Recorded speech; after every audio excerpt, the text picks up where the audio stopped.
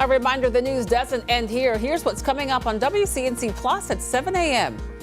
A shocking weekend for folks in Indian Trail after a plane crashed into their pasture. What happened and how those on board are doing this morning. Some Fort Mill students will return to class today after two chemical incidents, a spill and a leak at the nearby Silfab solar facility. Why some parents say it's not the right move. Another U.S. service member has died amid the war in the Middle East. How the escalating conflict is spreading to your wallet as the war rages on. And we're hearing from some of our Carolina neighbors still making their way back to the U.S. from the Middle East. Their stories of getting home safely amid the conflict overseas. Those stories and much more live, local, and breaking news coming up at 7 a.m. on WCNC Plus. All right, be ready for that fog as you're heading out the door this morning. That's going to be the #1 thing. This is I-77 up near Huntersville, so those inbound lanes are moving rather slowly, but we're kind of used to that. First accident of this morning is going to be out west, so just west of Uptown. It's actually out near Moores Chapel Road near I-45. We'll be covering that for you this morning on WCNC Plus. Otherwise, things look just fine. Chris. Foggy skies to begin, sunshine for the afternoon, records back-to-back on Tuesday and Wednesday for highs, and then the wettest day is Thursday, coolest day looks to be Friday before we have a nice little weekend warm-up. You called it a roller coaster. It certainly is. That's right. All right, we're just getting started. See you over at 7 a.m. on WCNC Plus.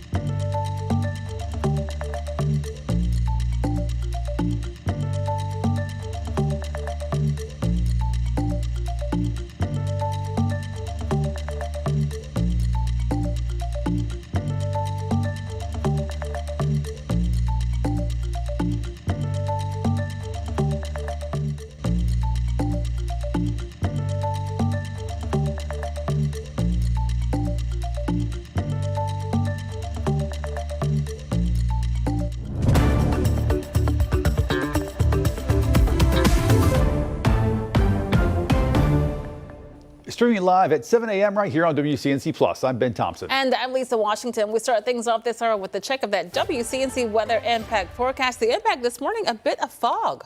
Yeah, and we have a dense fog advisory in place because of it. It goes all the way until 11 o'clock. That says it all right there. Since it's lasting so long, it really shows how thick of an impact that this is going to be. And that visibility is anywhere from about a quarter mile to a half mile up and down I-40. And then it's especially worse right here around the Morganton area. So even areas that don't technically have a dense fog advisory like the North Carolina mountains, you are still dealing with some very low visibilities, even more so than some counties like Mecklenburg that are under this advisory, just not as low of visibilities. You also didn't have as much rain here yesterday than some areas off towards the north. Well, of course, we all know that we sprung forward. Our sunrise time, 7:43, but you're not going to see it today. Sunset time, though, at 7:26, same as yesterday. So for this March 9th, not a bad end of the day, just not a really great beginning. As you can see here in Kannapolis, you can see off in the distance, it's still not great. All in all, our current temperatures right now, 60 degrees. That's our current low, so not another record-breaking low like what we had back-to-back mornings over the weekend. 52 around Hickory, 56 degrees in Statesville. Temperatures have literally only moved about 1 degree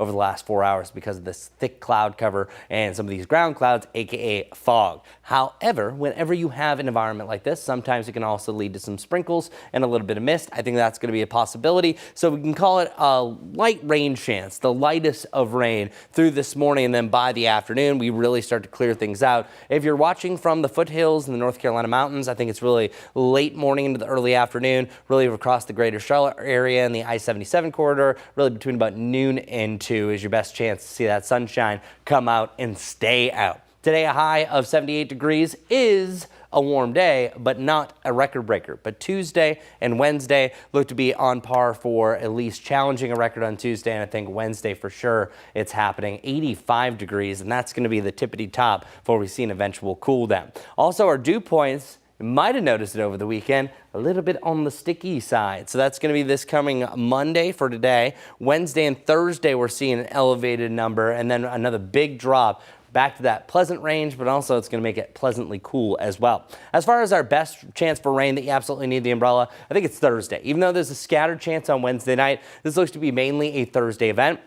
This system is going to be interesting. I think we have clouds that move in beforehand, so not a lot of instability. So as of right now, this is mainly looking like a rain event, but there are some outside chances that this could actually have some embedded thunderstorms. Just the severity is still a big question mark. But one thing you need to know, it's going to rain on your Thursday morning heading into the afternoon. We'll see what the timing and if there's going to be any embedded QLCSs. So that could be some gusty winds, maybe even a spin up, but we'll see. As of right now, we're just going to check the rain box and see what happens after that. Then we clear out, dry out, wind still out of a warmer direction, jogging into weekend number 2 of March. So the 80s fall to the 60s. 61 degrees on Friday. That's our coolest day. Starting off in the upper 30s. That means some of us in the high country starting off freezing. And a nice little improvement. We have the mid to the upper 70s. But what if I told you that our big warm-up trend is about to come to a harsh end? I'm going to show you that 10-day forecast coming up, as well as a deeper look into the weekend where we had multiple tornadoes from Oklahoma all the way up to Michigan. But first, let's get right over to Majestic.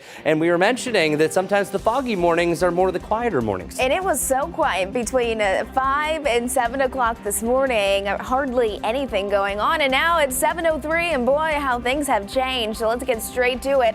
Want to take it north up by Lake Norman. It's the Huntersville area. I-77, it's going to be those southbound lanes that are impacted by a recent crash. We're now seeing orange here. Gilead Road, exit 23, backed up to about exit 28. That's Catawba Ave. Here's one of our live cameras. You can tell those southbound lanes are coming to a slowdown as people are starting to get really jam-packed up there. Once we're heading here next, another new crash. This is Sam Wilson Road at Moore's Chapel Road. This is right by I-485, and this is the delay right here.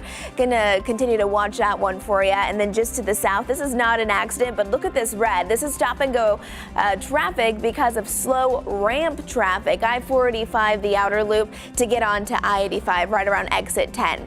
Next up, we're talking about Freedom Drive. An accident just reported about 2 minutes ago. This is those eastbound lanes at Lanewood Place, and then hopping to the east side of Uptown. This is not an accident, just some traffic lights that just aren't working. It's Old Concord Road at East W.T. Harris Boulevard, so make sure you're slowing it down, you're paying attention, and just be prepared for changing road conditions when it comes to that fog, because for some of you, it's going to be really hard to see, especially if you're traveling on I-40. Other places, it's not too bad. We'll have another check on those roads coming up here shortly.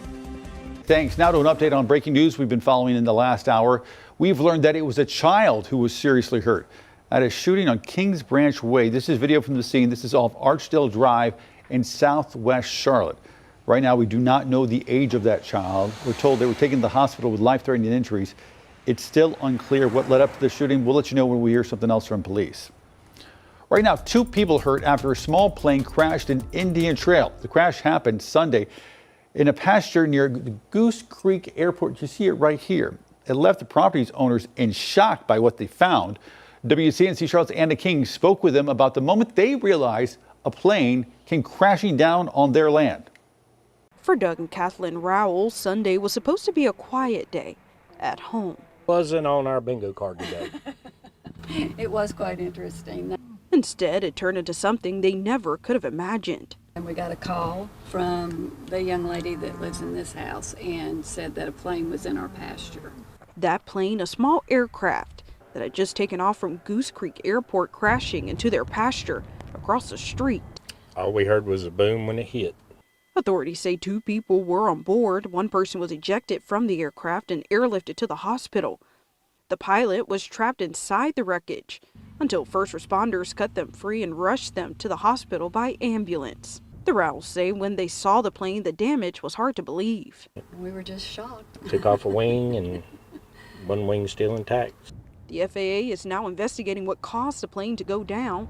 And while the scene left them stunned, the Rowells say they're grateful the crash wasn't worse. No, we were just happy that everybody was safe, that all the cows were safe, and that they were able to get them to the hospital alive, and hopefully they're faring well. In Union County, Anna King, WCNC Charlotte. CMPD is sharing new details in that deadly North Charlotte shooting. Officers identified that victim killed on Statesville Avenue Friday as Luis Hernandez. Anyone with information is urged to call Crime Stoppers at the number on your screen.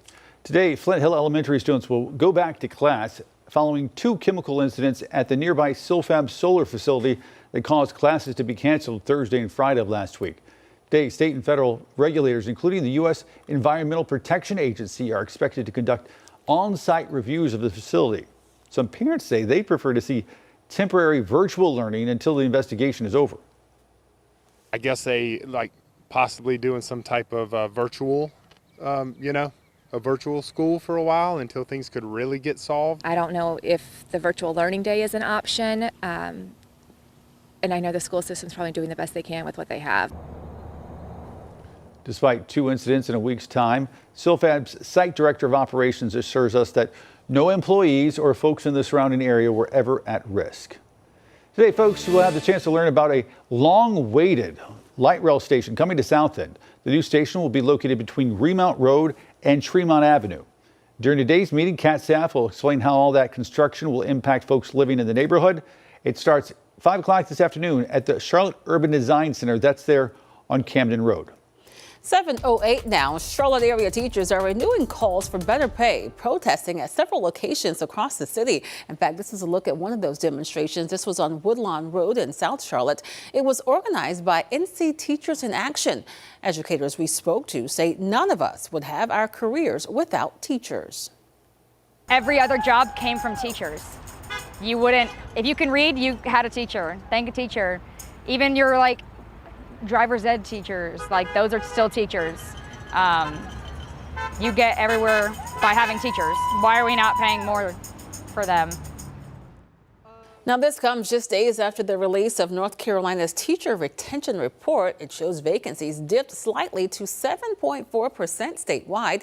Teacher attrition ticked up to just above 10%. That's the rate of teachers leaving North Carolina's public schools. Now to several developing stories across the Carolinas. In Asheville, we are expecting to hear from investigators today as they try to piece together what led to several people being shot in downtown. This happened on North Lexington Avenue early Sunday morning. Police say those who were shot are expected to be okay. Asheville officers say a person of interest has been identified in the case. And right now, the SBI is investigating a shooting involving Wilmington police. It happened early Sunday morning on Market Street near Cape Fear River. According to officials, officers shot and killed a man who allegedly drove his car toward other officers during their response to a separate shooting. Iran has a new supreme leader this morning as the war in the Middle East now enters its second week. We'll learn who it is next.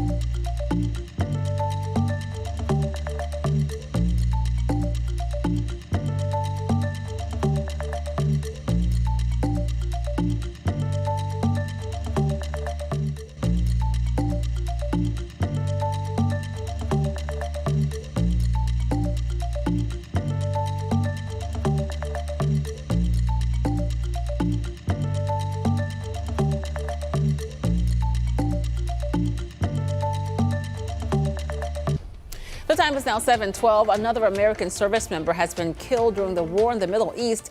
And as a family grieves across the country, Americans are dealing with higher gas prices. NBC's Alice Barr has the latest from Washington. This morning, with the U.S. and Israel still trading heavy fire with Iran, the nation is mourning a 7th American service member who U.S. Central Command says died from wounds suffered during an Iranian attack on Saudi Arabia a week ago. Following this weekend's dignified transfer for 6 of the fallen, President Trump acknowledged there may be more. It's part of war. It's a sad part of war. It's the bad part of war. The president not ruling out sending U.S. ground troops into Iran. Possibly, for very good reason. That as Iran named a new supreme leader, according to state-run media, Mojtaba Khamenei, son of the Ayatollah, killed in initial U.S.-Israeli strikes. President Trump had insisted on having a say in Iran's new leadership. The Iranian foreign minister rejecting that and calls for a ceasefire without a permanent end to the war. Unless we get to that, I think we need to,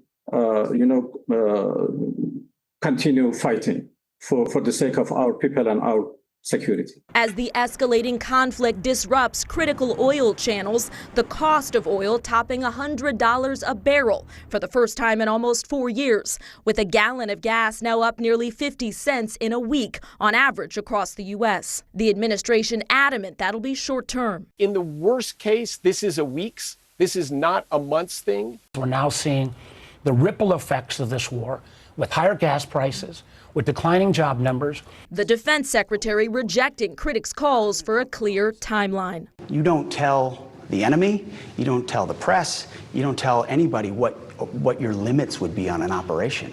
We're willing to go as far as we need to in order to be successful. President Trump posted overnight that oil prices will drop rapidly when the Iran nuclear threat is over, calling it a small price to pay for safety and peace. That as the top Democrat in the Senate called on the administration to immediately release oil from the Strategic Petroleum Reserve to bring gas prices down. In Washington, Alice Barr, NBC News. Pope Leo calling for peace and dialogue in Iran and the Middle East. Sunday, the Pope urged an end to the violence and renewed effort to open up space for talking. He warned that the conflict was fueling fear and hatred and raised concerns that it could spread further. The U.S. military says it carried out a strike targeting suspected narco-terrorists in the Eastern Pacific on Sunday. According to officials, it was believed that vessel was operated by designated terrorist organizations involved in drug trafficking. It moved along known narcotic routes in the Eastern Pacific when it was targeted, killing 6 men. No U.S. military personnel were injured during that strike. 7:15 right now. Investigators say they may be closer to getting answers in the disappearance of Nancy Guthrie as new evidence is examined near her Tucson home. Authorities are reviewing a damaged utility box that could be linked to an internet outage reported around the time she vanished. The outage may have disrupted nearby surveillance systems, potentially affecting video that could track the suspect's movements. Officials say they may be nearing a breakthrough, but much of the evidence remains confidential as the search continues. A woman has been taken into custody after allegedly firing multiple shots at singer Rihanna's home in Los Angeles Sunday. Bullet holes could be seen scattered along the mansion's gate. Between 7 and 9 rounds were fired, according to LAPD, 4 of those striking the house. Authorities also confirmed Rihanna was home at the time of that shooting, but no injuries were reported. The case is under investigation. Tornadoes hit parts of the Midwest and the South over the weekend. Chris is going to take a look at them. He also has your WCNC weather impact forecast. That's coming up next.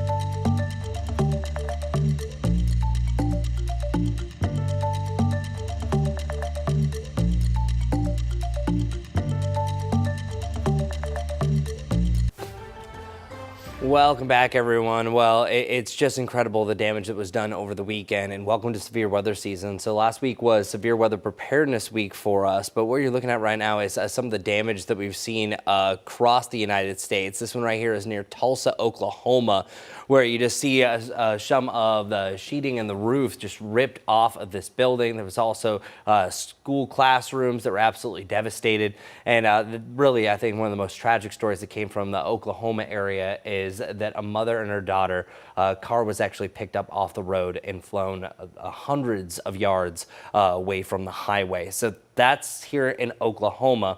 Meanwhile, we transition over to Michigan. This just looks like the apocalypse. So what you're looking at right here is high-end EF3 damage, and this is southeast of Kalamazoo, so really southwestern Michigan.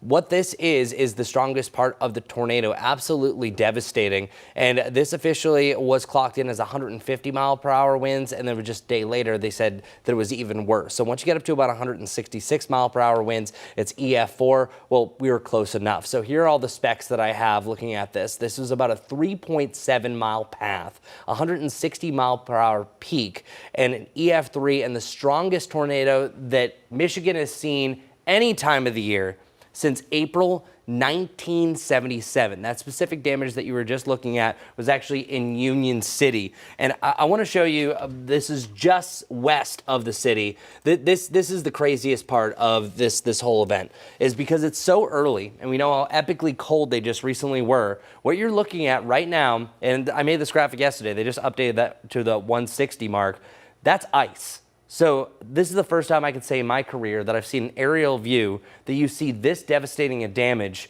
just things absolutely leveled, high-end EF3, and there's still ice on the lake. So that really shows how quickly things can change, really just from the blink of an eye once you get a shift to the warmer direction this time of year. And that's why there is such a severe weather season, because you're transitioning from winter that you have ice on the lake, so a lot of cold, and then you have that heat that's trying to replace it. Mother Nature is always just trying to find its equilibrium. It's trying to find its balance. And when it's imbalanced, you can have scenarios like this. So this is already showing from Oklahoma up to Michigan that we have to take this severe weather season very seriously, because we had a really epic end to the winter season and already really a tragic beginning to the spring season. The reason why we see so many tornadoes here in the United States is pretty much called the triple point. That's where you have moisture meeting up with that warmer southwest breeze, and then you have that cold wind coming out of the northwest, usually around what's called a mid-latitude cyclone like this. That is the perfect setup that we have for this, and it happens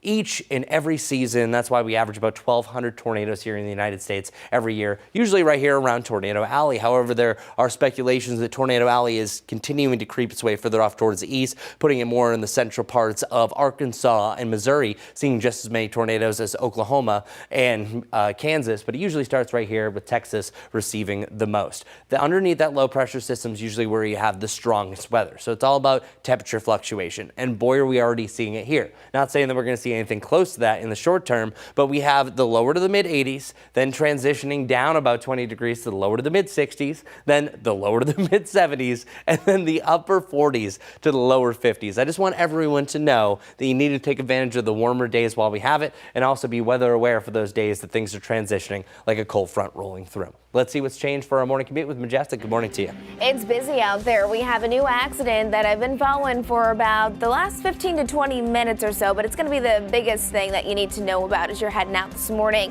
This is going to be I-77 southbound right before Gilead Road, so that's exit 23. It happened right here. However, those delays are backed up to about Catawba Ave. That's exit 28. So really from Huntersville up to Cornelius, if you're heading inbound, you're going to have a very slow commute this morning. Here's one of our live camera looks. This is out near Samford, just indicating that the roads, it's actually moving. It's just a still shot, but it is getting very jam-packed. Another new thing that you might want to know about as well, look at all of this red stop and go traffic because of this crash just happening here on Sam Wilson Road at Morse Chapel Road, and then just to the east, not saying delays with this one, Freedom Drive at Lanewood Place. However, there could still be a little bit of a delay. I think they're just clearing the car to the side. Not an accident, but just those traffic lights that aren't working. It's going to be on Old Concord Road at East W.T. Harris Boulevard. Guys.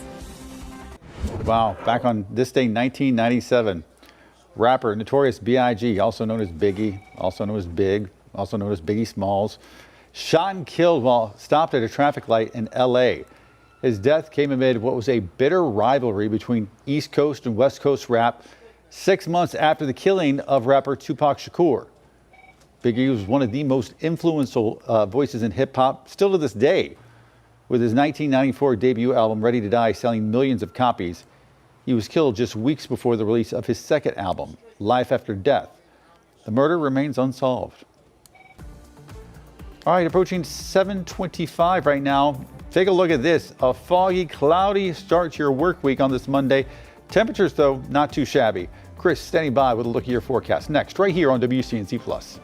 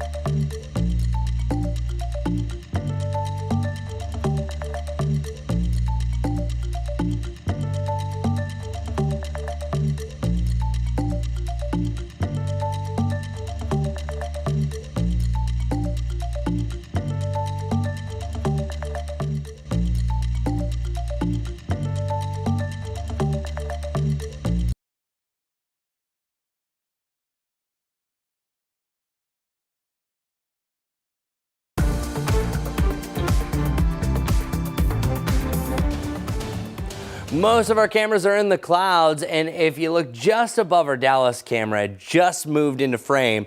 We had a little bit of blue sky up above us. So as soon as we get rid of the fog, that's going to be the main event today. We're going to have a beautiful sunny day. It's just going to take a lot of patience, especially for you in Morganton over to Hickory, Statesville. It's about a 90-mile stretch here on I-40 that we have the lowest visibility. It's not too bad across the Gastonia and Charlotte area. Just doesn't really look great. We'll have a chance for some on and off very light sprinkles and just some mist here and there amongst that fog. But what you see in the background there over in Concord is pretty much what you're going to get. Upper 70s today, but as I mentioned, that sunshine's coming out for the afternoon. Warmer from here, record breaking on Tuesday and Wednesday. Thursday looks to be the wettest day, the coolest day, back to the 60s on Friday, but the 70s return this weekend. All in all, fog hasn't created too many problems this morning. Let's double check with Majestic. 7:27 right now. Need to let you know about an important accident. If you take I-77 inbound from Lake Norman area towards Charlotte, we have an accident that's causing stop and go traffic. I-77 southbound right before Gilead. That's where the crash is. However, we're seeing those delays up towards Catawba Ave. So from Huntersville up towards Cornelius, it is going to be a very slow roll. We'll have more coming up on WCNC Plus.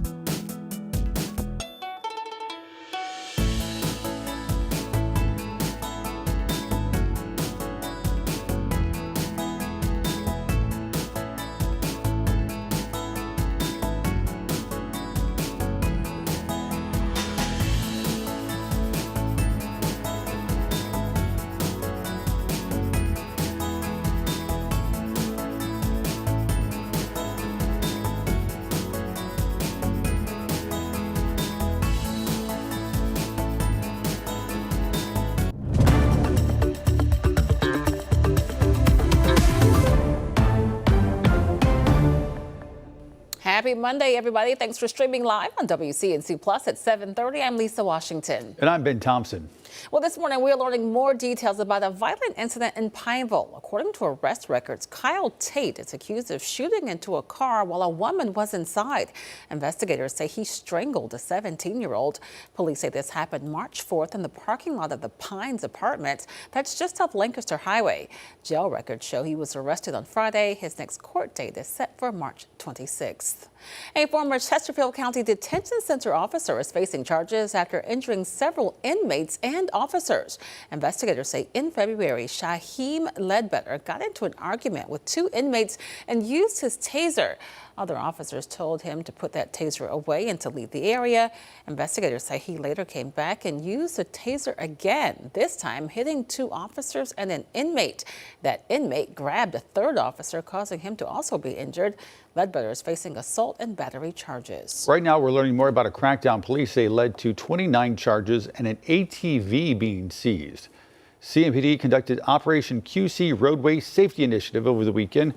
They responded to calls of reckless use of ATVs, dirt bikes all across the city. They conducted 7 traffic stops leading to those charges. 2 guns were also seized in the operation. Amid the ongoing war overseas, a South Carolina man says he's stuck in the Middle East after a business trip to Dubai. Worship arts consultant Wayne Robinson arrived there about 2 weeks ago for work and was supposed to fly back here to the States last week. He says he's been calling the U.S. State Department hotline for help, but hasn't received any clear answers about when he might be able to get back home.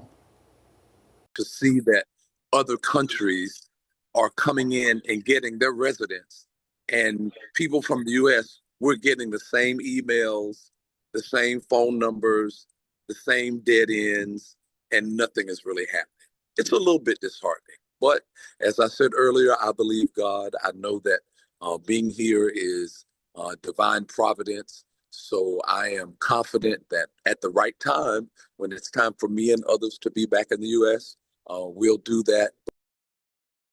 Now, he's hopeful that a flight scheduled for Wednesday will get him home, but he said so many people in the same situation he is, he's not clear yet if that flight's going to actually happen.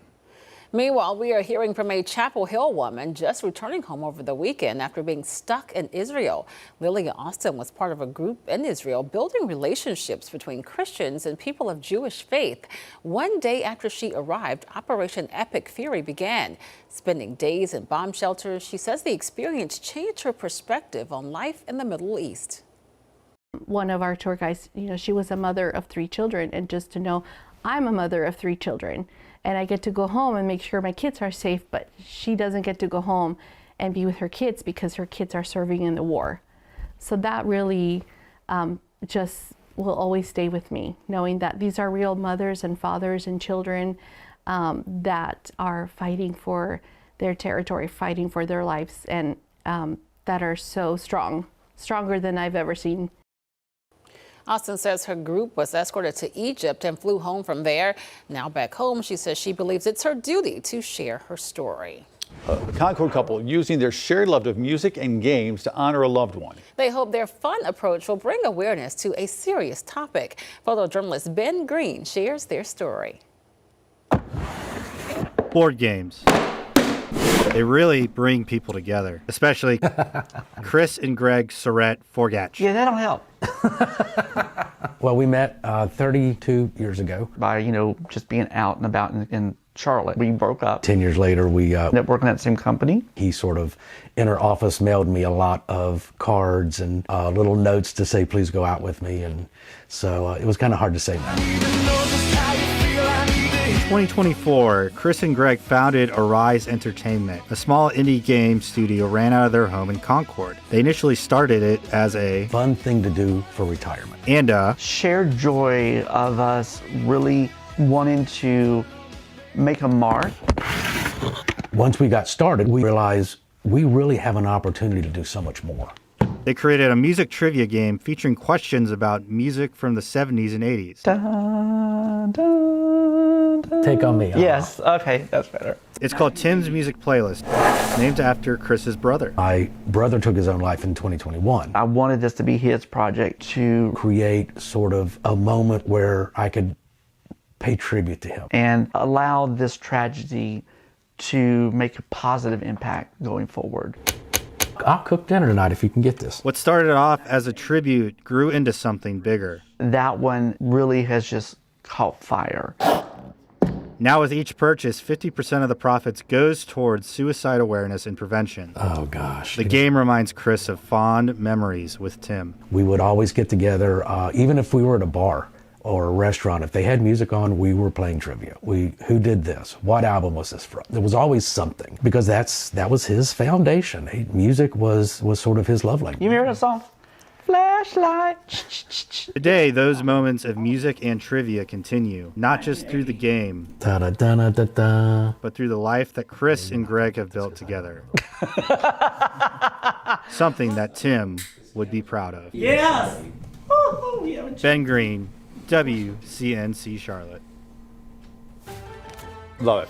All right, turn back to your weather impact forecast. And I mean, we've seen nicer mornings. Luckily, it's going to be a great afternoon because, think about it, the best part about springing forward is the later sunset time. So you get to enjoy that. It's going to be a lovely evening. We got that sunshine. So just trying to find a silver lining with this gray lining of clouds we have off in the distance. WCNC tower camera showing a beautiful Queen City. Just joking, you can't see it. So that means the visibilities are at least 2 to 3 miles there. But Monroe, all is well. So it depends where you are.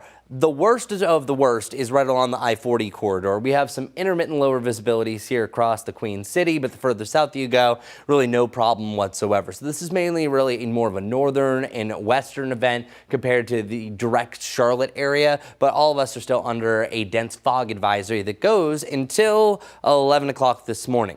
This is the reason why that fog is going to be really stubborn, sticking around, and we see some green popping up. Oftentimes when you have this type of fog, it's a tremendous amount of moisture. It's technically a ground cloud. It can actually cause a little extra mist and some sprinkles and even drizzle in the most extreme cases. So I am calling for the lightest of precipitation on and off through this morning. Once you get to the afternoon, the sun will come out and everything will be absolutely gorgeous. Enjoy it. Temperatures reaching the upper 70s. Just going to be a patient game trying to get this turn into blue. 78 degrees for a high right around Charlotte, 75 for you in Salisbury, upper 60s, not too shabby up around the Watauga County area. I think we're cloudy for the rest of the morning. Some of us might start to see some brighter cloudiness by the conclusion of the morning right around 11. And then really it's between about 11 and 2 that all the rest of us of our 22 counties that we cover here on WCNC that are going to see that significant clearing. And I might even see wall-to-wall sunshine as we saw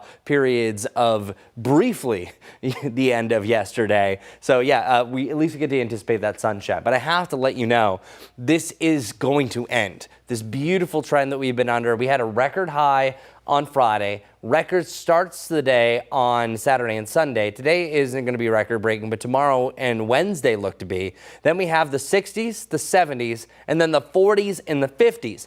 That's not unusual. The 40s and the 50s, our average high is now 62, so this can happen. But it also shows that since we're spending so much time in the 80s, that one's going to hurt a little bit. So that also means that more of our lows are going to be spending time in the 30s as well. So I don't have any freezing temperatures right away, but we're still going to have some of those on and off freezing temperatures up in the high country, where we literally have the 50s, the 60s, the 40s, and the 30s over the next 10 days. Talk about a roller coaster that just keeps on getting lower and lower over the next 10. And I think that the 10 after that will start to do the opposite, starting to come up again. As far as our best chance for rain, I'll show you this here in a little bit at the back end of the half hour. 70% chance that it will rain on your Thursday. Right now it looks to be a Thursday morning into the afternoon event, and then another shot next Monday heading into Tuesday. But enjoy the warmer temperatures while we have them. It's actually here over the next 7 days mostly. All right, Majestic, let's double check with you. What's the new update this morning? It's really still this accident on I-77 that is going to cause the biggest delays for the morning commute. By this point, we already have a handful of other ongoing issues as well, but this is really where we're seeing those heavy delays. So I-77, if you're coming inbound from areas up by Lake Norman, truthfully right between Huntersville and Cornelius, that's where we do have stop and go traffic as this crash is still active. So really between exits 23 and exits 28, you can see how far back this is extending, so all the way up towards Cornelius. Again, here's one of our best cameras, just giving you perspective. Lots of brake lights on. This is I-77 out near Gilead, right around where the actual crash happened. This is also still ongoing, causing stop and go traffic. Sam Wilson Row at Moores Chapel Road, so yes, that's going to be slow moving. This one here not cleared yet. It's just off of Freedom Drive, but not seeing any big delays with that. This isn't a crash, but it is some traffic lights that just aren't working. You're seeing some slower moving traffic there because of it. Old Concord Road at East W.T. Harris Boulevard, and then finally Sharon Amity Road at Central Ave. A new crash was just reported about 5 minutes ago. Guys. The FDA vaccine chief is once again leaving the agency. When his successor will be named, we'll tell you next.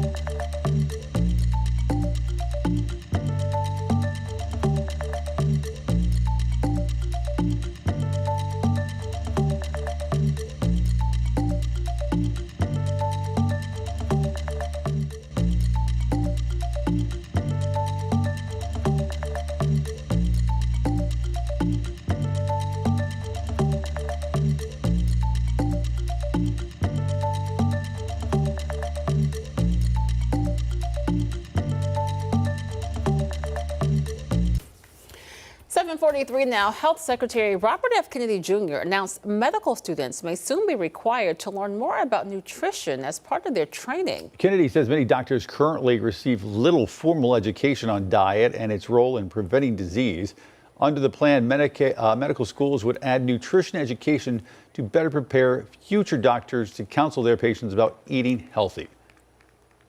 Beginning this fall, these schools will require every medical student to complete 40 hours of comprehensive nutrition education or competency equivalent before graduating.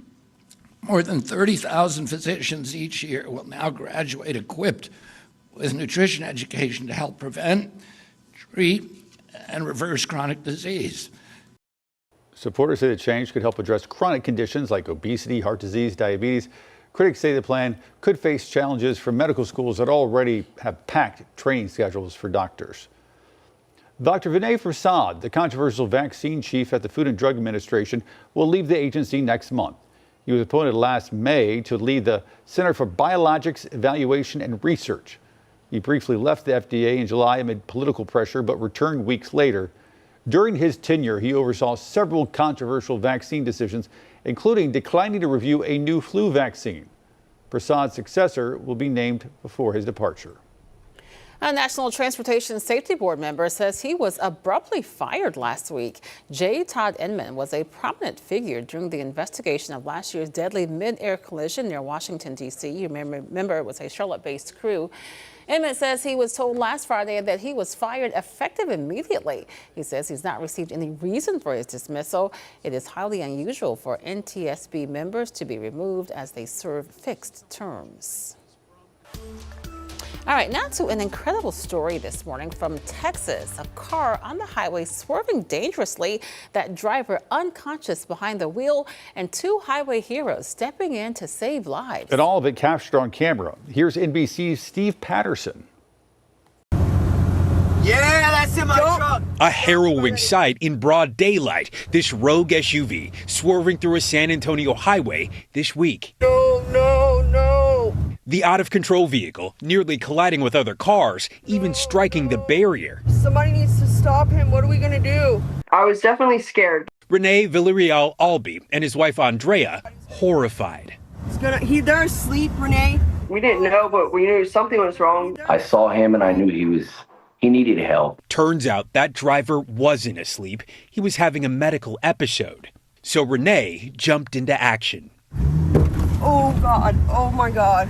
By placing his own car in front of the SUV, stopping its momentum. The move potentially saving the driver's life. His family saying he's expected to make a full recovery. What about that situation made you want to jump in? There was nobody that I saw willing to help, and I just felt like it was me. Quick thinking, big heart, and cool nerves, leading to a daring rescue. What does it mean to know that you saved lives? It feels good in the chest. It feels really good, overwhelmingly. I think it was meant to happen. I feel like that was God's plan. A concerned couple choosing a little commuter courage the very moment it counted most. Steve Patterson, NBC News. As of right now, we have 60 degrees outside, winds at around 5 miles per hour. But start putting on your thinking caps. We're about to have our trivia to start off the week. It's very simple, 50-50. Is it North Carolina or South Carolina? The questions after the break.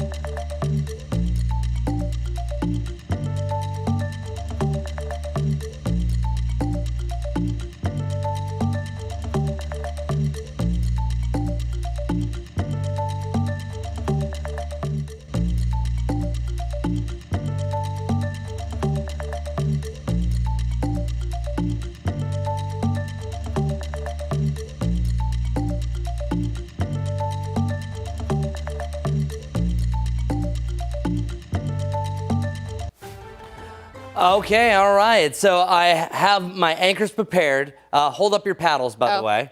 Yep. Here it is. All right, so It's either North Carolina or South Carolina. This is going to be 6 questions, plain and simple. We're going to start off here because we were doing state symbols last week. We were supposed to do it on Friday, moved it on. First question. The eastern box turtle is what Carolina's state reptile? North Carolina or South Carolina? What do you think? I don't know. All right. North Carolina is correct. Okay, there we go. Good. Ding, ding, ding, ding. All right. The Boykin Spaniel is this Carolina's state dog? Don't know. Sometimes just go for the feel. All right. South Carolina, Lisa. Very good. All right. So Lisa, 2 for 2. All right. Next one. We have the Venus flytrap is what Carolina's state carnivorous plant? Boom, you're correct. Good job. All right. Ben, you were quick on that one. Did you know that one? I knew that one. I had to think about it for a minute. And actually, our producer for the 6 o'clock, Reese, says that there's actually an option on the North Carolina license plate to have a Venus flytrap. Okay, this one might be a gimme. The palmetto tree is what Carolina's state tree? All right. Ding, ding, ding, ding, South Carolina. That one. Okay. Lisa, are you 4 for 4 right now? I am. Okay, all right, Don't no jinx pressure, me. no pressure. All right. The gray squirrel is what Carolina's state mammal? I mean, I don't know. The answer is North Carolina. You jinxed me. I know I did. I hate that for you. I think we have a tie here, right? Sure. Okay, here it is. All right. All right, last question. Oh, wait, no. How did this repeat itself? All right. I got that one. It's South Carolina. We got that already. Wait, hold on one second. What's going on here? All right, let me see. So we had the Boykin Spaniel, the Gray Squirrel. Which one didn't repeat itself? Oh, man. We need a tiebreaker, and of course this happens. All right, well, I guess it's going to end in a tie. I don't know what happened to my last graphic there. There you go. Okay, that's good. All right, Until okay, well, next time. ends in a tie. Well, thanks a lot for playing. Great job. There was one more in there I think I might have saved over it, so good job. All right, well, thanks a lot for joining us for a Monday trivia. So all of last week, just in the spirit of spring, we were asking, what's the state tree of North Carolina? What is the state flower? So I just wanted to complete it on Friday, and then I failed because we never had the tiebreaker. But you know what? Hey, at least there's less competition, and everyone's a winner here. Hopefully you did well at home. Every question you got right, you get 1 life point that is associated with that. All right, let's move on. Our next chance for rain coming up is going to be right around the Thursday time frame. That's really where we have the best chance all week long. There's a slight chance that we have a few showers during the morning time today. Then outside of that, we have a whole lot of nothing. Then this next system starts to sneak in on Wednesday night, heading into Thursday morning. Thursday morning into Thursday afternoon is actually going to be our best possibility. There's still just going to be a lot of question marks with this because this system over here is going to have a history of some severe weather further off towards the west. But we can have a lot of cloud cover beforehand. So it's really answering how much instability are we going to have in place, and also how much rain are we going to see associated with the system? Or is this going to be more of just an all rain event? Or is there a chance that we could have some stronger thunderstorms embedded here? As of right now, it looks to be mainly just rain. Thursday, all in all, will be cloudier, sticking to the 60s. So it does not look to be a big severe weather problem. But hey, that could change if things start to line up. So of course, we'll keep you in the know. Our Jerry Hunt Supercenter 7-day forecast, we have the upper 70s to the lower to the mid 80s, and then the lower to the mid 60s after this. The coolest day, embracing our superlatives, is Friday, right around 61 degrees, and then we have the mid to the upper 70s Saturday and Sunday. So that is a good looking 7-day forecast. The 10-day does cool us down, so enjoy the warmer temperatures while we have it over the next 7. Let's get ready to Majestic, see how our morning commute is rolling. All right, good Monday morning, everyone. Not the most beautiful start to our morning, but I bet you by the time you're picking up kids after school or you're coming home from work, it is going to be beautiful. So I'm looking forward to that. Still a handful of ongoing wrecks. It was a really quiet start to the day, but now that we are nearing that 8 o'clock hour, it is really jam-packed out there. This is going to be still the biggest concern for your morning commute. If you're coming in from areas like Huntersville, Mooresville, Cornelius, I-77 southbound right now is at a stop and go. You can see from Huntersville now passing Cornelius because of an ongoing wreck. Here's one of my cameras that kind of paints the picture for you. You can see those lanes are very, very slow. Might be a good day to take the toll lane if you need to get into Uptown a little quicker. Couple other things to mention. This crash here still not cleared. However, it does look better than it did just about 10 minutes ago. This is Sam Wilson Road at Moore's Chapel Road. So right there, earlier it was red. Now we're starting to see more yellow. We'll have another update on that, and we'll take another check on I-77 coming up here soon. On this day in 1959, the first Barbie doll debuted at the American Toy Fair in New York City. The doll was created by Ruth Handler, the co-founder of Mattel, after she noticed that her daughter preferred playing with paper dolls of adult women rather than baby dolls. Standing 11 inches tall, Barbie became the first mass-produced toy doll in the United States with adult features. The toy quickly became a global icon, sparking both huge sales and ongoing debates about beauty standards and materialism. Still very popular today. Time for us to take a quick break, but make sure that you keep it right here. Things are improving because early on we couldn't see any of the uptown skyline, but there you can see a few buildings. We'll have your WCNC weather impact forecast ahead.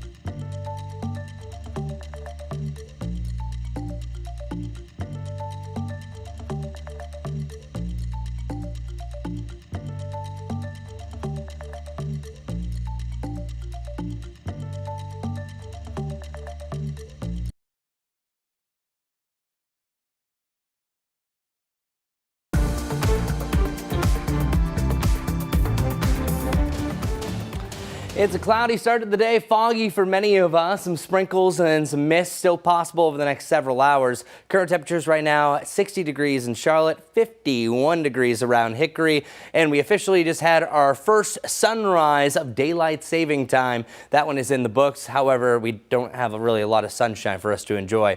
The dense fog is a big issue, especially from Hickory over to Morganton here along I-40. Some are moving much slower because of that. Now, things are vastly improving across the Charlotte area, just mainly looking like this off in the distance. 78 degrees for a high today, but sunshine will come out. It will actually turn into a delightful day, so enjoy it. But our high temperatures are going to be fluctuating. Check this out. We're back to the lower to the mid 80s tomorrow, then the 60s, the 70s, followed by a big cool down later on next week. All right, Majestic, what's going on this morning?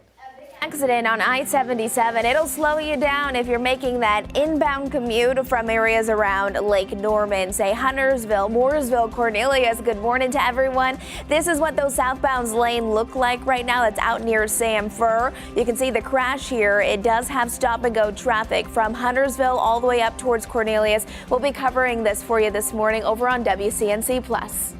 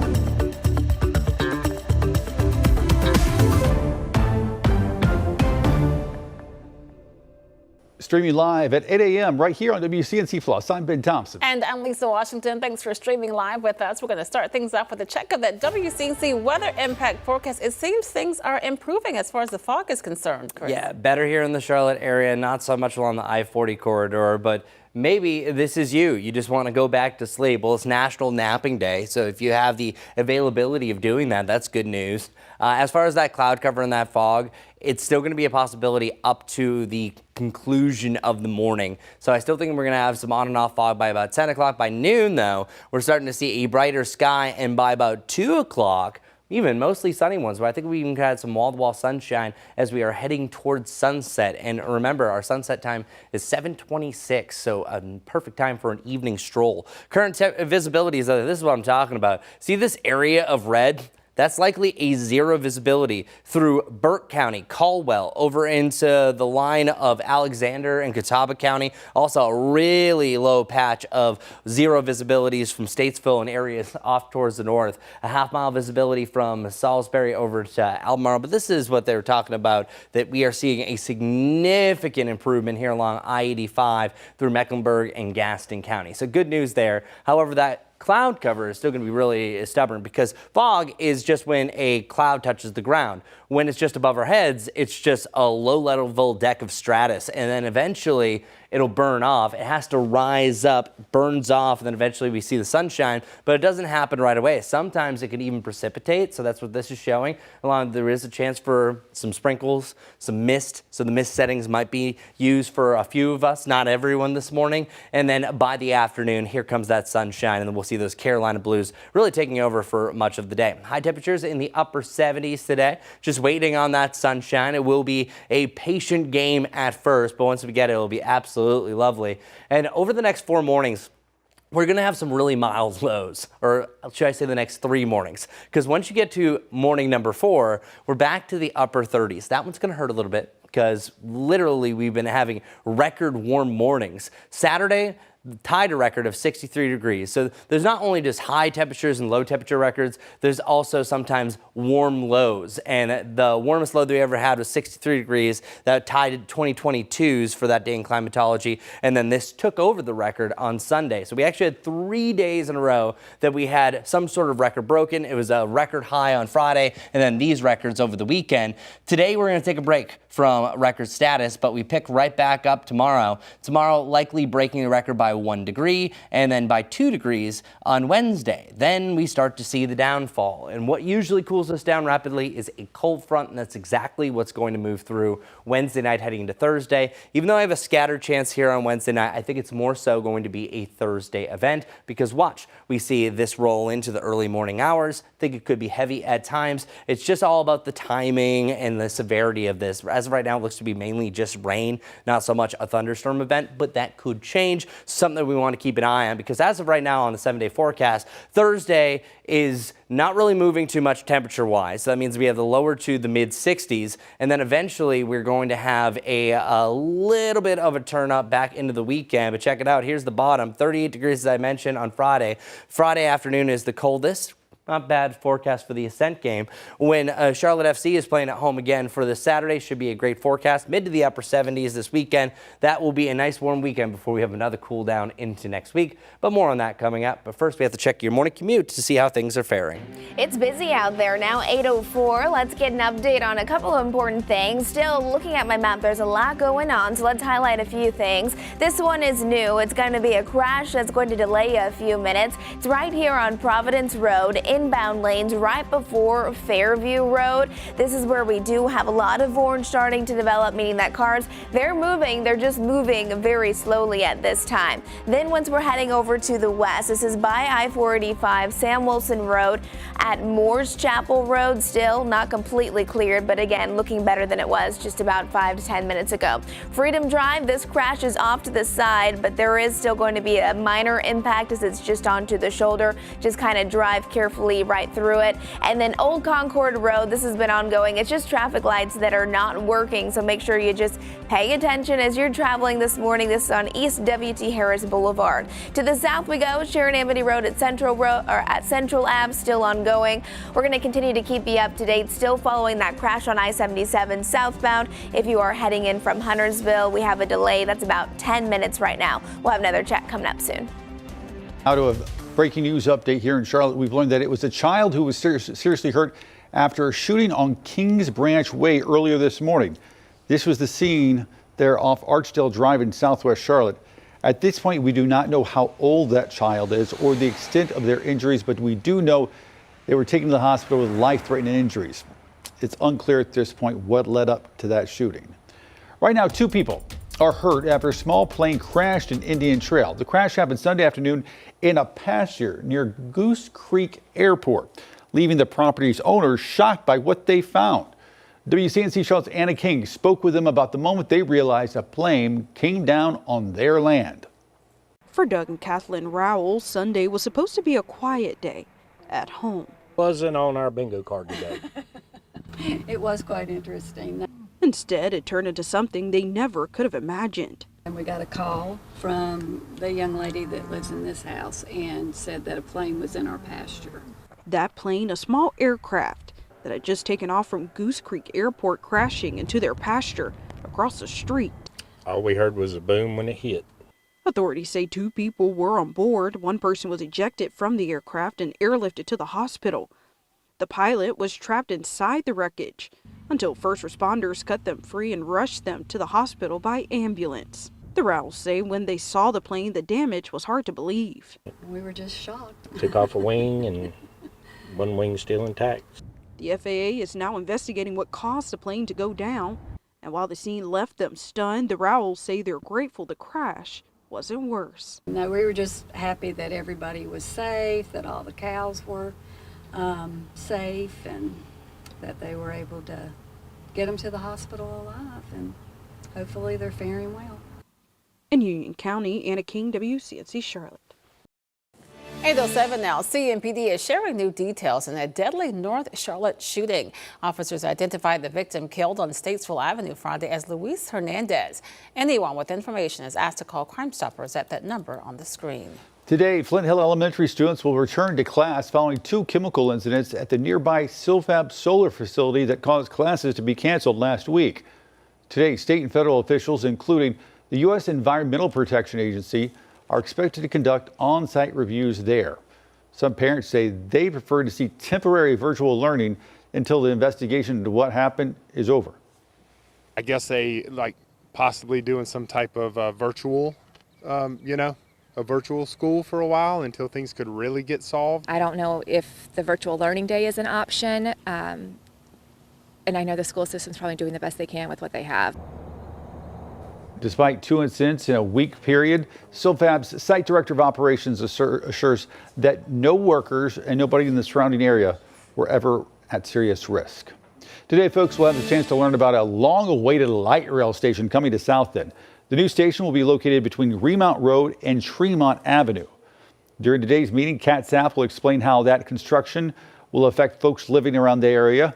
It starts this afternoon, 5 o'clock, at the Charlotte Urban Design Center there on Camden Road. Charlotte area teachers are renewing calls for better pay, protesting at several locations across the city. This is a look at one of those demonstrations. This was held on Woodlawn Road in South Charlotte. It was organized by NC Teachers in Action. Educators we spoke to say none of us would have our careers without teachers. Every other job came from teachers. You wouldn't, if you can read, you had a teacher. Thank a teacher. Even your driver's ed teachers, those are still teachers. You get everywhere by having teachers. Why are we not paying more for them? Well, now to some developing stories across the Carolinas. We'll get to that in just a moment. There we go. In Asheville, we are expecting to hear from investigators today as they try to piece together what led to several people being shot in downtown. It happened on North Lexington Avenue around 3:15 Sunday morning. Police say those who were shot are expected to be okay. Officers say a person of interest has been identified in the case. Right now, the SBI investigating a shooting involving Wilmington police. It happened early Sunday morning on Market Street near Cape Fear River. According to officials, police shot and killed a man who allegedly drove his car toward officers during a response to a separate shooting. Before we head to break, here is an exclusive shopping deal for our viewers. Hey everybody, here at ShopTVDeals.com, we love to bring you products that we love and use ourselves. And let's be honest, everybody wants to be a good host, whether it's poker night or game day or the family Sunday dinner, whatever it may be. Drinks are an important part of the celebration, and cold drinks, even more important. Check out these two ice makers by Frigidaire. What I love about this one over here is that it's sleek, it's compact, fits right there on your counter. You fill it up with a little bit of water, and within minutes, boom, you have ice. In fact, you can get up to 26 pounds of ice in 24 hours. That's enough for whatever party you may have, and it cleans really easily. Put it over the sink, pull a tab, drains right out. Can't beat that. And if you're fancier with your ice, I'll direct your attention over here because this essentially works the same way. Sleek, cleans easy, but it makes restaurant grade, soft, kind of chewable nugget ice here up to 33 pounds in a day. That's the size of a 3 or 4 year old kid. So think about that. No matter what you're hosting, these two devices could be your friends. You have the end result right here. Keeps it simple, keeps it fast, keeps it efficient. This makes life a whole lot easier. And we're so happy to offer you two great deals on both of these devices today.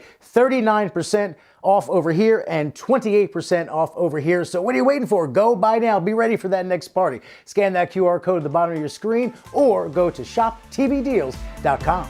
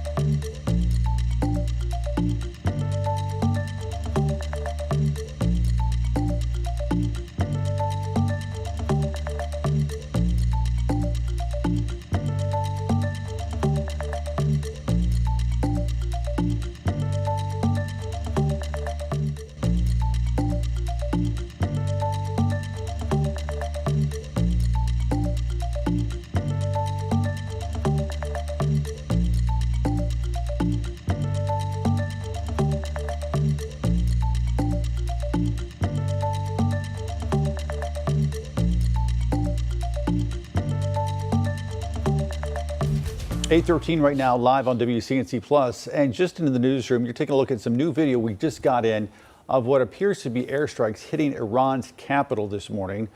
Thick black smoke you see right there rising above the skyline of Tehran from fires of damaged oil storage tanks is what we're told.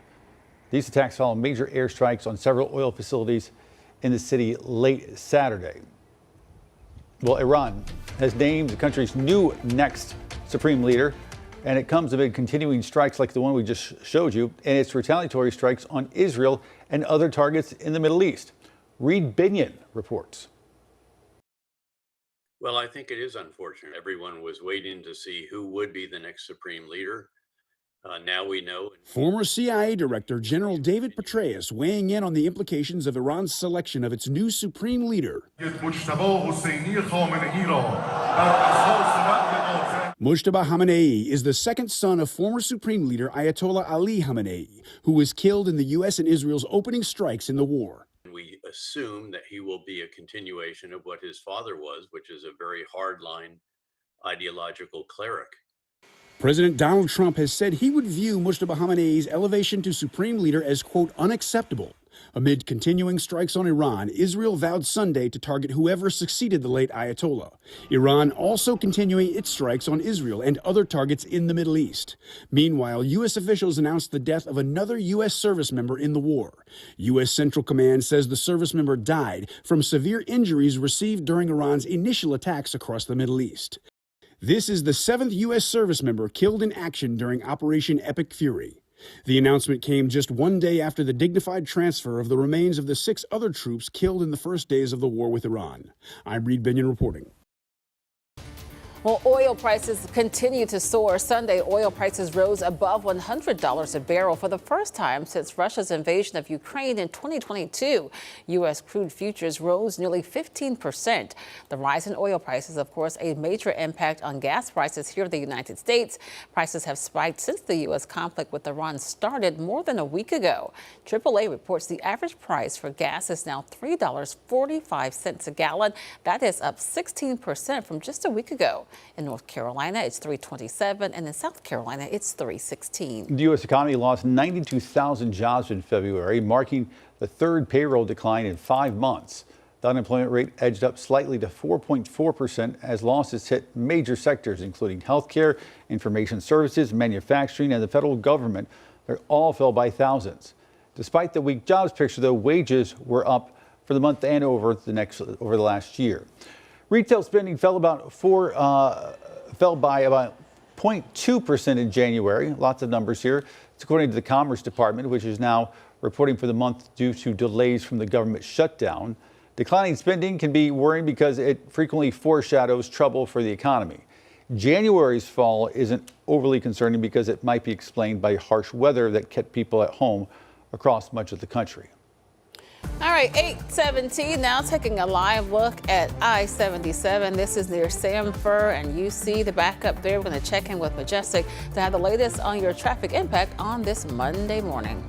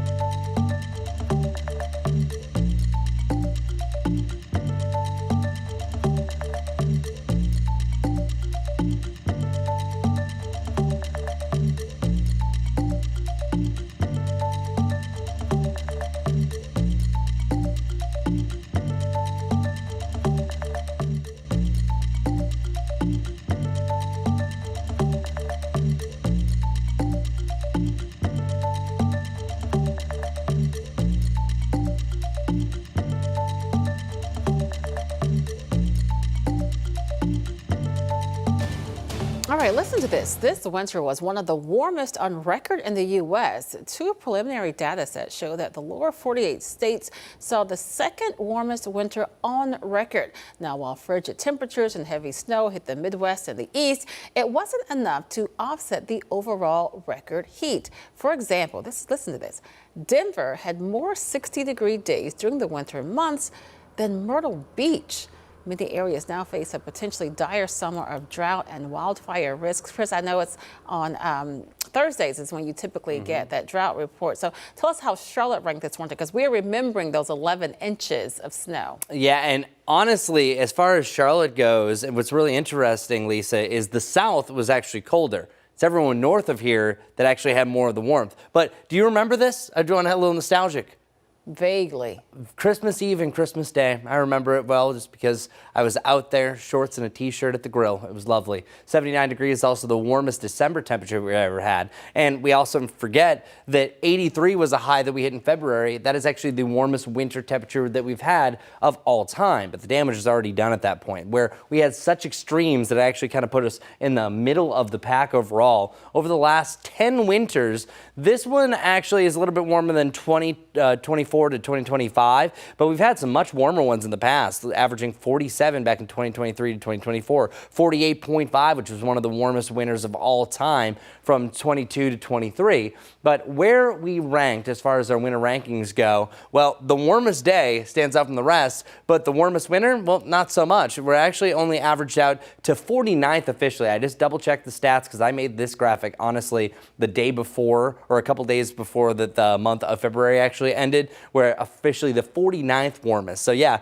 we didn't quite make the top 10 that we're talking about. Didn't have the warm winter that Denver said, but we also had the driest winter, the 9th driest, and then the 14th snowiest winter. So it's really tough to think of those warmer days that we had in early January, the warmer days that we also had for Christmas and Christmas Eve, and even that warmest day in February when we're really just focused in on that 11 inches of snow in one single day. So yeah, nothing that's really too extreme for our temperatures here, but certainly an interesting winter. I kind of like the way that it went, where we had the warm extremes. Everyone that wanted snow got snow, so everyone was happy. Maybe you're not happy about the springing forward for our daylight saving time officially beginning. Sunrise time this morning was at 7:43. Sunset time, just like yesterday, at 7:26. So for your Monday, March 9th, it is going to be a much better sunset compared to the sunrise, because you didn't even see the sunrise because of that cloud cover. Because here's Kannapolis, they still have the tarp down here just because there was some rain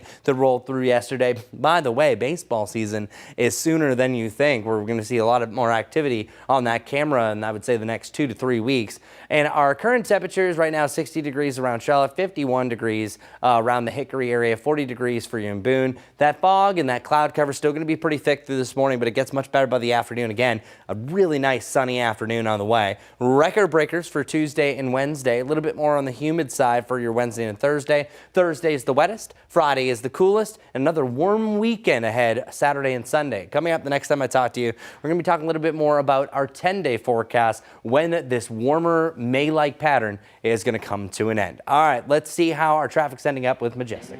Not looking the best. It is busy out there, 8:23 right now. I want to take you up to I-77 because this is going to be our biggest slowdown right now. This is coming in from areas around Lake Norman heading towards Uptown. This is one of our cameras. It's going to be the southbound lanes that are really just moving very slowly. It might be a day where you may even consider taking the toll lanes inbound if you need to get into the Charlotte area fast. You can see this is where the crash is out in Huntersville, actually happening at exit 23. That's Gilead Road. But look at those delays. It's a combination of our early morning traffic that we always have and then slower moving and congested traffic because of that ongoing crash.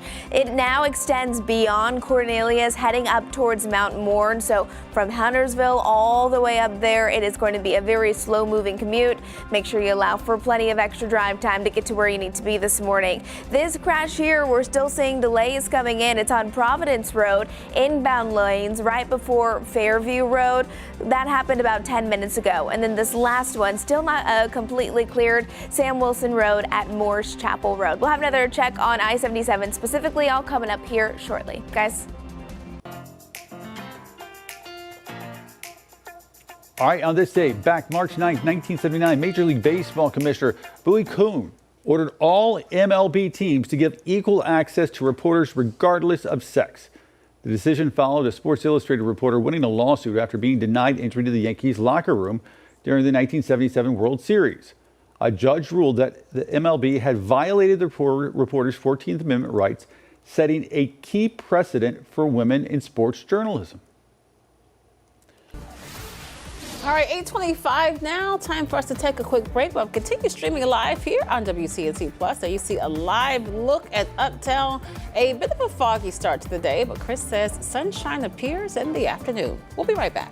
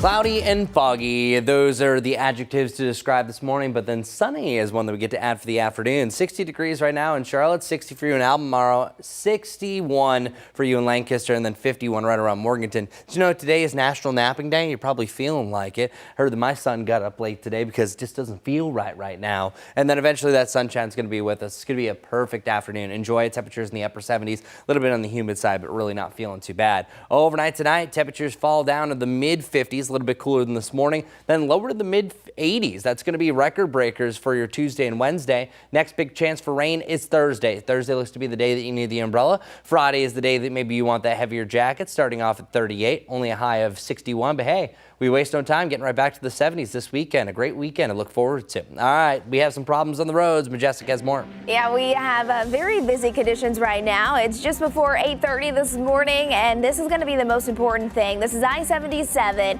This is Gilead, where we know those southbound lanes are going to be highly impacted from a crash that happened. So really, if you take I-77 up by Lake Norman, you're trying to make your way closer to Charlotte. It is basically a stop and go right now between exits 23 and at least exit 28. We'll be covering all this for you on WCNC Plus.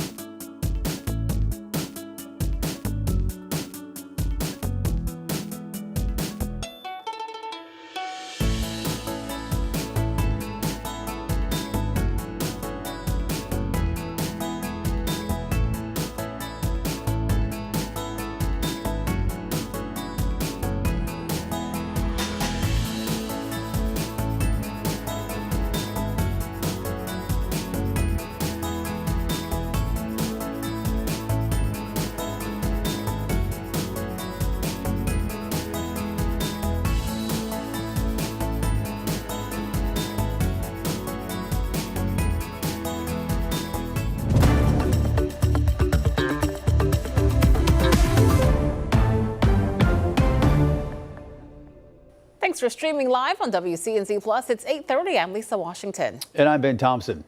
This morning, we're learning more details about a violent incident in Pineville. According to arrest records, Kyle Tate is accused of shooting into a car while a woman was inside. Investigators say he strangled a 17-year-old.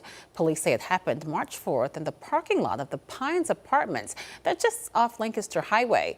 Jail records show he was arrested on Friday. His next court date is set for later this month. A former Chesterfield County Detention Center officer is facing some charges after injuring several inmates and officers. Investigators say in February, Shaheem Ledbetter got into an argument with two inmates and used his taser. Other officers told Ledbetter to put the taser away and leave the area. Investigators say he later returned and used that taser again, this time hitting two officers and an inmate. That inmate grabbed a third officer, causing him to also be injured. Ledbetter is facing assault and battery charges. Right now, we are learning more about a crackdown police say led to 29 charges and an ATV being seized. CMPD conducted what it called Operation QC Roadway Safety Initiative over the weekend. Officers responded to calls for reckless use of ATVs and dirt bikes all across Charlotte. They conducted 7 traffic stops leading to those charges. 2 guns were also seized.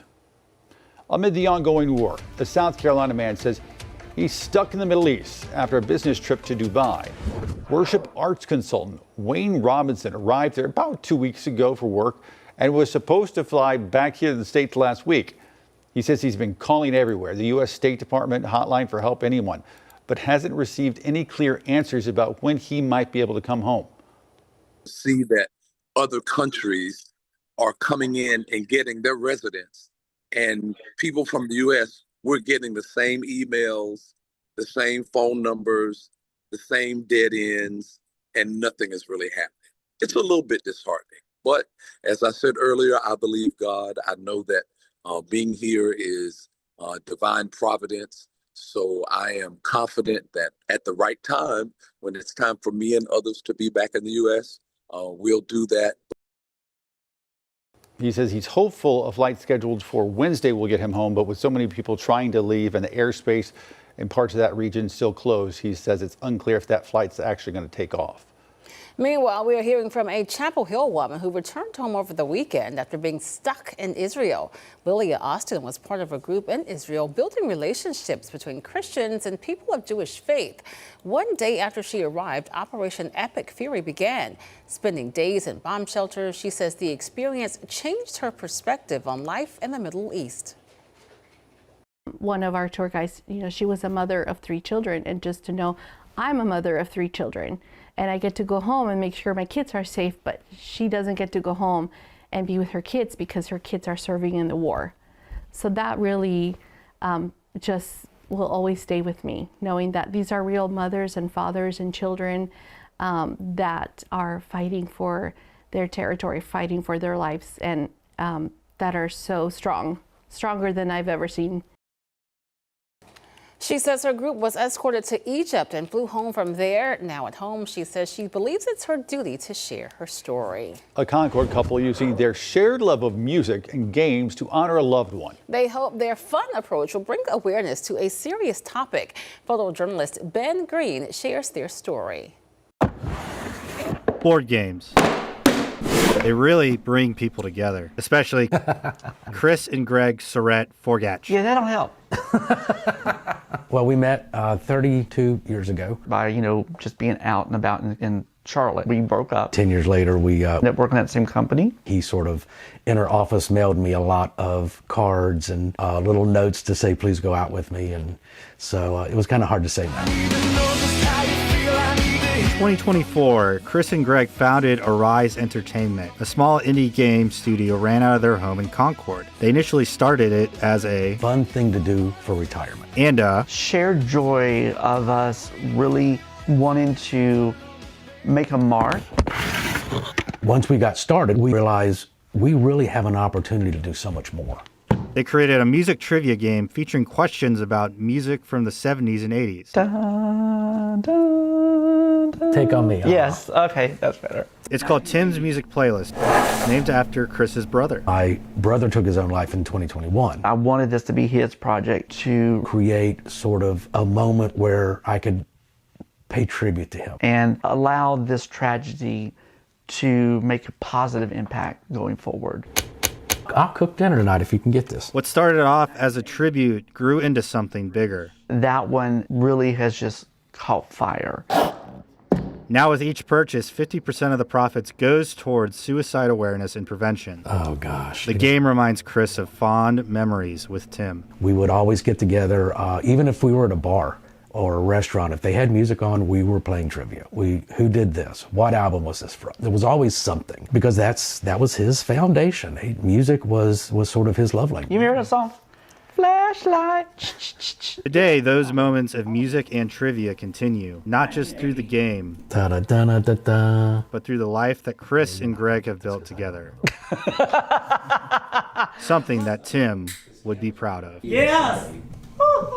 Ben Green, WCNC Charlotte. What?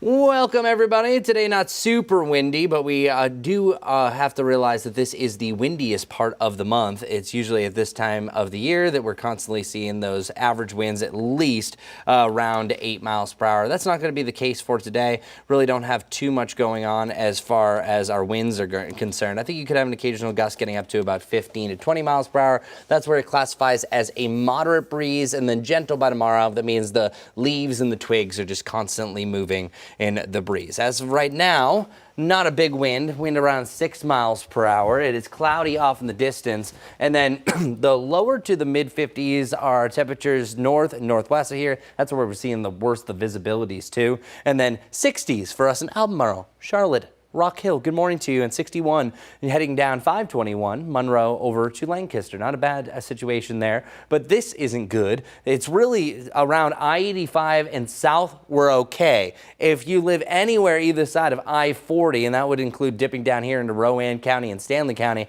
it's just awful, and that's the reason why we have that dense fog advisory. Sometimes we need to have the dense fog advisory. Not everyone is impacted that was in that gray, but boy, is it an issue with visibilities down below a mile for about a 90-mile stretch all the way from western Burke County to the eastern side of Rowan County. When it feels like it's also going to be astronomically out of place. For this day in climatology, we should be about 62. Instead, we're 78 today.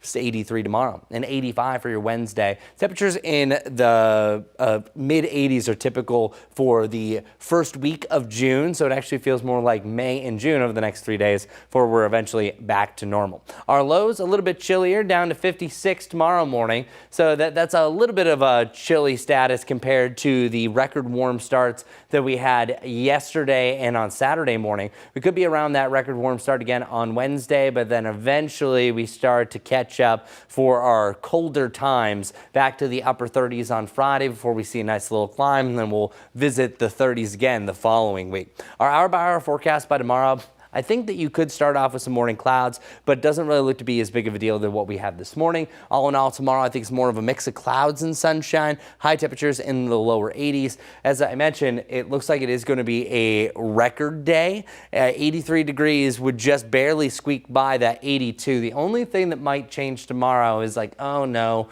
looks like there's going to be more clouds for your Tuesday. Winds out of the southwest definitely aiding that, but I think Wednesday is a slam dunk as far as reaching the record books. Here's the way that today looks. We have that fog, and even if you don't have the fog, you still have some lower clouds. So those low clouds are going to be stubborn getting out of here. So there's a slight chance we have a few sprinkles. And then, sunshine comes out. Beautiful Carolina blues for the afternoon. And as I mentioned, there's a chance for more clouds heading into tomorrow. We start to see that, but nothing widespread like that foggy conditions. Our rain chances going forward, we have that isolated rain chance this morning. Other than that, I think we're dry for your Tuesday, Wednesday. Likely on Thursday, though. That's the day that stands out from all the rest big time. And our high temperatures are slowly but surely starting to correct themselves. As I mentioned, we were in the lower 60s, but sometimes when you go up so much, Mother Nature's like, all right, you have a price to pay. Now we have to make you that much colder. 48 degrees next Tuesday with the 50s taking over, and our lows starting to see more of those 30s starting to take over. As of right now, we're above freezing, but definitely making up for some of those warmer days that we've had recently. So what are we going to do? We're going to enjoy the warmth while we have it. All right, let's get right over to Majestic to see what's going on this morning. All right, let's give you an update as things are busy as you're heading out the door for your Monday morning. Some good news, though. We've been talking about that crash on I-77 and how impactful it has been. It was just cleared. However, I do still see some slowdowns between about Cornelius to Huntersville. The accident was on those southbound lanes, and you still see that red there as that congestion is trying to break apart and people are heading towards the uptown area, or at least in that direction. Here's one of our best cameras kind of just showing you some of those delays, so just be mindful of that. Otherwise, something new for you to know is by I-485, the southern half of it. This is out by Arrowwood Road at South Tryon Street. A new accident just impacted. You can see it just happened, and you can see the impacts out there on those roads with a whole lot of yellow and now even orange starting to pop up. Another one just to the south of it, this time Sandy Porter Road southbound at South Tryon Street. So starting to get a little busier there. This final one is Providence inbound. That's where we do have slow moving conditions. The accident still not cleared. It's going to be right before Fairview Road. Aren't they cute? New baby goats have arrived in South Carolina in hopes of preserving a rare breed. We'll tell you all about it next.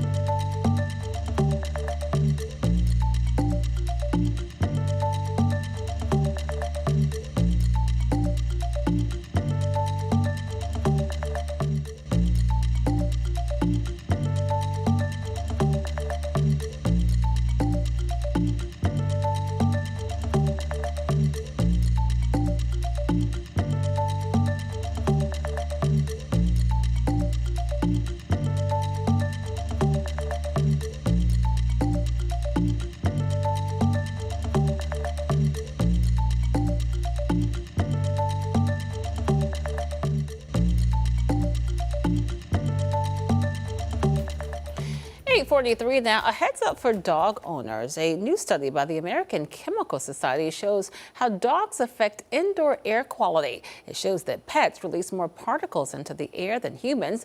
They also track in bacteria and fungi from outside. The researchers say they plan to study emissions from other indoor pets in the future. A fishy beauty snack taking over social media. It's not anything new. Users experimenting with what they call the sardine diet for everything from weight loss to clearer skin. However, using fatty fish like sardines, salmon, mackerel to better your skin isn't new. Many calling it nature's Botox. They have been linked to improving skin barrier function and reducing inflammatory responses, both of which can contribute to healthier looking skin over time. All right, well, something royal is developing in South Carolina's upstate. Naomi Popa explains the crowning achievement happening at Split Creek Farms down in Anderson. This is one of 2 royal golden Guernseys born here at Split Creek Farm. Without them, the population here in the United States would have been at risk of dying out. So to get 2 girls is amazing. So, you need boys and girls, and we only had 1 girl left in the whole United States. So to have 2 more is a really big deal to try and preserve this breed. For years, Jessica Bell, the co-owner of Split Creek Farm, has been a part of an effort to help repopulate the Royal Golden Guernsey family. They were given the title Royal back in 2024 by King Charles III, signifying their importance to Europe. We have worked with England starting in 1997 to bring some of those genetics to the United States through embryos and through semen. And through that process are trying to replenish the breed in this area of the world as well. Split Creek Farm is home to the only female Royal Golden Guernsey in the entire United States, Renata. Once she became of age, Belle and her team worked to secure the best guy for the job, and shortly after that came the delivery. Within 25 minutes, we were delivering babies. Obviously, the first thing you do is make sure they're healthy, make sure they're breathing, airways are clear. Second thing you do is check and see what you get. So this was like the best gender reveal we could have. Split Creek Farm now has the only 3 females of the entire species in the United States, but their work is far from over.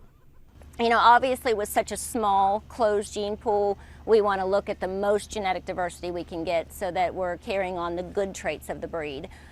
So we will raise these girls up, keep them healthy, and when they're of age, we'll pick out the best possible combination so that we can hopefully have more girls. With this latest delivery, there are now 10 Royal Golden Guernseys in the United States, with an estimation of 2,000 globally. Cute goats. Very cute. I didn't realize they wag their tails like dogs. Now we know. That's right. Live pictures right now over a foggy, cloudy uptown to start your Monday. When we come back, Chris has another look at your weather impact forecast.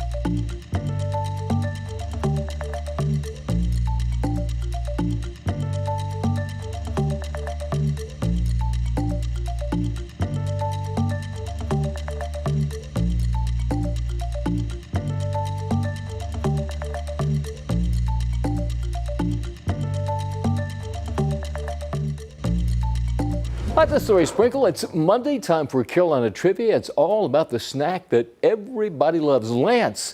1913 was a year Charlottean Philip L. Lance started producing peanut butter that evolved into the Lance Packing Company, and then history was made. Now, that building is on South Boulevard, 1300 South Boulevard. It was there for many years they produced the product. And by the way, that building is still there, changed into offices and other businesses. That's the Lance building. Now it's a big facility, well over 1 million square feet over on the southwest side of Charlotte, North Carolina. So yes, all those Lance products started right here in Charlotte. That's today's Carolina Trivia. I'm Larry Sprinkle. Thanks a lot, Larry. We were doing some Carolina Trivia in a different fashion earlier, and I'm letting you know, look very closely. Look at that blue sky. That's nice, right? Now, I know this might seem like I'm trying to squeak out optimism, but literally, what you see right there, that's what we're going to look like most of the afternoon. We just got to get through all of this. This is about 1,500 feet up. And another example is you actually see the tops of the buildings. So that shows that fog eventually is going to be out of here by the end of this morning, heading into the afternoon. So here's the deal. Fog is a ground cloud. When it's not touching the ground, it's actually just a low deck of stratus clouds that oftentimes right above it, it's perfectly clear, as we just saw through our Dallas camera. So this shows that the process of clearing has begun. Now, one thing that is not clearing is this. So soon, I mean, probably in the next 2 weeks, where we're at, 2 to 3, we're going to start to see some of that yellow from the pine trees. That's where they have the much larger pollen spores that are going to be a little bit more populated. But we have a high level for tree pollen and a high level for mold. So the most recent report that we have, now admittedly on Mondays, they're not updated over the weekend. So we're taking a lot of this data that we had at the end of the day on Friday, but still cedar, elm, pine, maple, and juniper. Those all look to be the ones that are thriving and surviving. But if we were to have a forecast for today, I'm still going to keep things in the high range. We can also add cypress to the list as well, maple on there as well. And then for your Tuesday and Wednesday, we're either at a high to a borderline extreme level for pollen, where Wednesday right now is forecasted to be one of the higher levels that we've had so far this season. But rain is our best friend for trying to clear out just the pollen in general. That should bring things down to at least a medium level. Depending on how much rain, it could even bring us down to a low level, but then it usually just kicks right back up after that, especially if you don't have prolonged many days of rain. Our dense fog advisory technically goes until 11 a.m., but truly it's areas like Mecklenburg County that I think you pretty much can manually lift it off, because fog is no longer going to be an issue really going forward. We still have some of those lower visibilities, but they're mainly north. So from Lincolnton up to Hickory to Statesville, Salisbury, that's where the fog is going to remain. I don't see it re-sinking down towards the south. So we are at least in the improving side of the forecast. I was telling you about the winds. They are slowly starting to change here in the short term. Out of the southwest will allow for an extra crank up of our temperatures. That's why we have the upper 70s today with sunshine for the afternoon. Again, sunshine is coming. We just have to be patient. It's just not a really great start for our morning after, our first Monday morning after we have a daylight saving time beginning. Lower to the mid 80s Tuesday and Wednesday. That's the warmest by far. Those temperatures are actually more indicative of late May and early June than where we should be in early March. So Mother Nature's like, okay, you've done this long enough. I'm going to bring it back to normal. But then we say, no, we're coming back to the lower to the mid 70s, even the upper 70s on Sunday. Looks to be a great weekend, but just letting you know, take advantage of that, because we could even have highs in the 40s the following week. So just focus in on the good, focus in on the warmth. All right, sadly, we have a new update in our morning commute. All right, Majestic, what's going on? Good morning, everyone. Well, we wanted to let you know about a serious accident. It's going to be right here once we switch it over to my graphics. It's going to be as we're looking at I-77 southbound at I-485. 3 right lanes currently blocked because of a crash that just happened minutes ago, releasing those delays between exits 2 and exits 3. So you can see the red there, southbound lanes on I-77. Again, there's a live camera look coming in right around that area. It's already a very well-trafficked area this time of the day. So once you add in that crash on top of it, of course, it's going to slow folks down even more. Another accident just to the east of it, Providence Road inbound right before Fairview Road. This is a minor ongoing inconvenience, only a short delay, if anything, at this point. And then the third active crash is the final one. It's right here on Freedom Drive at Berry Cherry Hill Road. Take it easy as you're heading out the door, and remember that fog is still lingering, especially along I-40. The more north you go, I'm noticing in my cameras that's where still the densest fog is. Guys. Majestic Things, 8:54 now. Time for us to take a quick break, but make sure that you keep it right here, streaming live on WCNC Plus. At the top of the hour, Jane Monreal takes over. You see her there in the Live Impact studio. She's going to have a local realtor discussing spring selling and housing trends in our area. You don't want to miss that. Streaming live on WCNC Plus.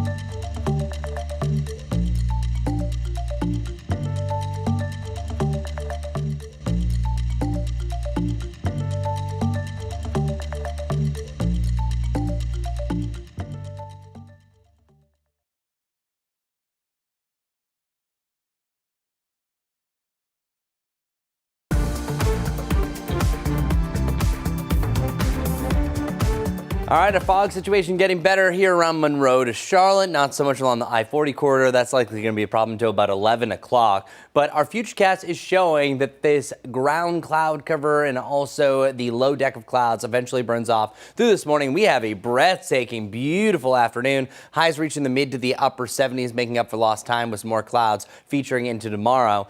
Today is not a record breaker, but it looks like Tuesday and Wednesday will be, where really 3 of the last 4 days, including today, have had some sort of record warm low or a record high. After we get done with those 80s, we have the 60s. Thursday looks to be the wettest. Friday is the coolest. But then this coming weekend, we have the mid to the upper 70s, so a nice little comeback. Only one real rain chance that we have this week. All right, let's get over to a pressing traffic update with Majestic. 8:57 right now. If you're heading out the door, let me let you know about a couple of things. This crash right here just popped up about 5 minutes ago, and it's a very important one. We have stop and go traffic right here as 3 lanes are currently blocked. This is I-77 south at I-485, so between exits 2 and exits 3. Here's the crash right behind that sign there. You can see multiple police officers there on scene. Lots of flashing lights. Again, 2 out of the 3 lanes currently blocked off, so make sure you plan accordingly.